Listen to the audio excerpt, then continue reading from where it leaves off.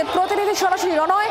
5 দিন পর অবশেষে পুলিশের জালে রাকেশ সিং, আর অন্যদিকে আদালত চত্বরে একেবারে কংগ্রেস বিজেপি যুযুধান দুপক্ষ, স্লোগান যুদ্ধ।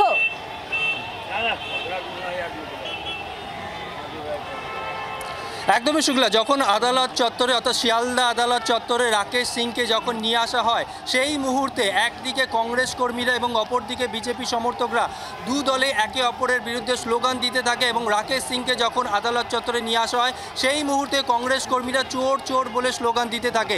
এই মুহূর্তের ছবিটাও তুমি দেখতে পাচ্ছ, পুলিশের তরফে কড়াকড়ি নজরদারি রয়েছে আদালত চত্বরে, যাতে কোনো বিজেপি সমর্থক বা কংগ্রেসের সমর্থকরা যাতে আদালত চত্বরে আবার পুনরায় প্রবেশ না করতে পারে, সেখানে কোনো গণ্ডগোল না করতে পারে। তুমি জানো, গত 29শে আগস্ট প্রদেশ কংগ্রেসের সদর দপ্তর বিধান ভবন, সেখানে ভাঙচুর চালানোর অভিযোগ ওঠে। এমনকি রাহুল গান্ধীর যে হোর্ডিং, সেই হোর্ডিংয়ে কালি লেপে দেওয়ার অভিযোগ ওঠে বিজেপি নেতা রাকেশ সিং এবং তার দলবলের বিরুদ্ধে। প্রথম দিকে 3 জন সাগরেদকে গ্রেপ্তার করা হয়, পরবর্তীকালে রাকেশ সিংয়ের ছেলে শিবম সিং, তাকেও গ্রেপ্তার করা হয় এবং গতকাল মধ্যরাতে ট্যাংরা থানা এলাকার একটি আবাসন থেকে গ্রেপ্তার করা হয় বিজেপি নেতা রাকেশ সিংকে। এরপর তুমি জানো যে রাকেশ সিংয়ের বিরুদ্ধে একাধিক ধারায় অভিযোগ রয়েছে, অর্থাৎ অস্ত্র আইনে তার বিরুদ্ধে যেরকম অভিযোগ রয়েছে, ভারতীয় ন্যায় সংহিতার 109 ধারা অর্থাৎ খুনের অভিযোগও রয়েছে, খুনের ধারাতে তার বিরুদ্ধে মামলা রয়েছে। এছাড়া মারধরসহ একাধিক ধারা রয়েছে। এরপর আজকে তাকে নিয়ে আসা হয়েছে আদালত চত্বরে। কংগ্রেস কর্মীরা যেরকম বিক্ষোভ দেখাচ্ছিলেন, তেমনি বিজেপি কর্মীরা পাল্টা মোদি মোদি বলে স্লোগান দিচ্ছিলেন। তারা দুপক্ষই ব্যারিকেড নিয়ে টানাটানি শুরু করে দেয়, ব্যারিকেড ভাঙার চেষ্টা করে। কলকাতা পুলিশের কর্মীরা আদালত চত্বর অর্থাৎ আদালতের বাইরে এই জায়গা যে ব্যারিকেড রয়েছে, সেই ব্যারিকেড নিয়ে টানাটানি শুরু করে দেয়। সেখানে পুলিশ কর্তারা সেই জায়গা কোনো রকমভাবে তারা সামাল দেন, দুপক্ষকেই তারা নিরস্ত করার চেষ্টা করেন। তারা অনুরোধ করেন যাতে দুপক্ষ এখান থেকে চলে যায়।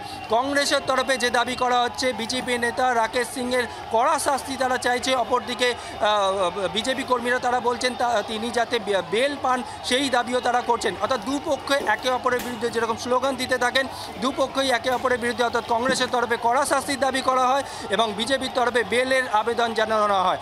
এই মুহূর্তে আর কিছুক্ষণের মধ্যেই আদালতে মামলাটা উঠবে।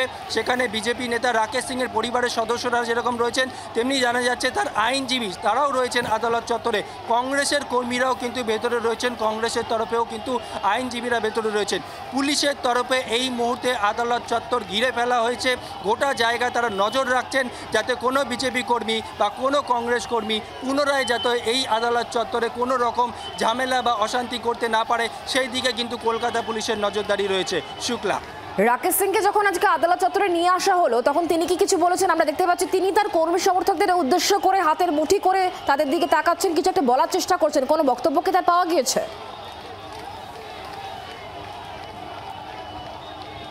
দেখো শুক্লা, তুমি জানো যে এই ঘটনার পর রাকেশ সিং তার ফেসবুক পেজে একাধিকবার লাইভ করেছেন এবং আজকে যখন তিনি গ্রেপ্তার হন, গ্রেপ্তার হওয়ার পর দেখা যাচ্ছে প্রায় 2 ঘন্টা অর্থাৎ 10টা থেকে 11টা নাগাদ ফেসবুকে তার একটি পোস্ট, সেখানে তিনি বলেছেন যে তিনি আত্মসমর্পণ করেছেন, পুলিশ তাকে গ্রেপ্তার করেনি। তার পরিবারের সদস্যরা অর্থাৎ তার ছেলে, তিনিও আমাদের ক্যামেরার সামনে দাবি করেছেন যে ফোন করে পুলিশকে ডাকা হয়েছে, পুলিশ গ্রেপ্তার করতে পারেনি তার বাবা রাকেশ সিং। এবং এই মুহূর্তে আদালত চত্বরে পুলিশের পহরা যেরকম রয়েছে, পুলিশের নজরদারি যেরকম রয়েছে, রাকেশ সিং যখন ঢোকে সেই মুহূর্তে কর্মীদের উদ্দেশ্যে তিনি বলেন যে সব ঠিক আছে, হাত বাংলার আওয়াজ, বাঙালির আবেগ, জি 24 ঘন্টা।